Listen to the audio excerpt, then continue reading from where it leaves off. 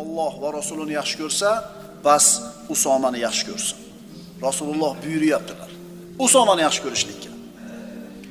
Usoma ibn Zayd roziyallohu anhuning uzugini ustiga Hibbu Rasulillah, Rasulullohning erkatoyi deb naqsh qo'yib qo'yilgan edi. Unvonda qarang. Rasulullohning erkatoyi. Rangi qanaqa ekan? Otasi kim bo'lgan ekan? Onasi kim bo'lgan ekan?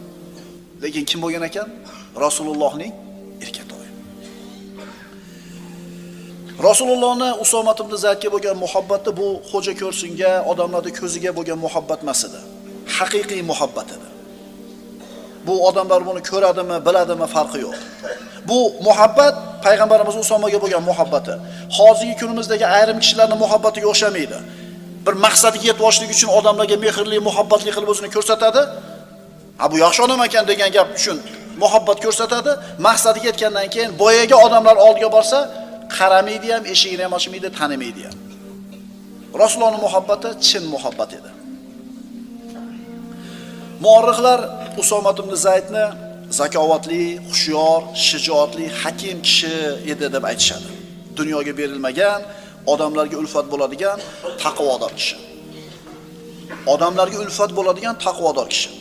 Ba'zida shunaqa odamlarni ko'rib qolasiz. Xushyor, aqlli, ziyrak odamlar uni yaxshi ko'rishadi. Lekin Alloh yaxshi ko'rmaydi buni. Chunki odamlarning ko'ziga shunaqa, lekin qalbida yaxshilik yo'q. Bu odam munofiq bo'ladi. Yana shu odamlar bor, Alloh bilan aloqasi yaxshi, taqvodor bo'ladi-yu, muomalasi yo'q bo'ladi. Qo'rs bo'ladi, sovuq bo'ladi. Bu odam ham yaxshi odam emas. Haqiqiy komil musulmon qanaqa? Uni Alloh ham yaxshi ko'radi, odamlar ham yaxshi ko'radi.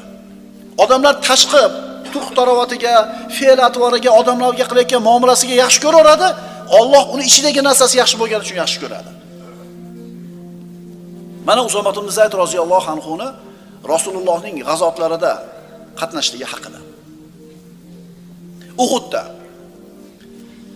Rasulullohning uyida katta bo'lganligi, Rasululloh yaxshi ko'rganligi, Rasululloh erkalatganligi Usoma ibn Zaydni taltaytirib yubormagan edi.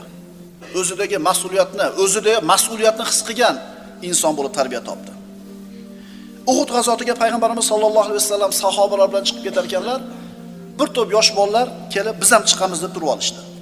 Bular Usoma ibn Zayd, Baro ibn Ozib, Zayd ibn Arqam, Zayd ibn Sobit. Ammo bularni yoshi kichkina bo'lganligi uchun Rasululloh qaytarib yubordilar. Usoma ibn Zayd yig'lab qaytib ketdi. Chunki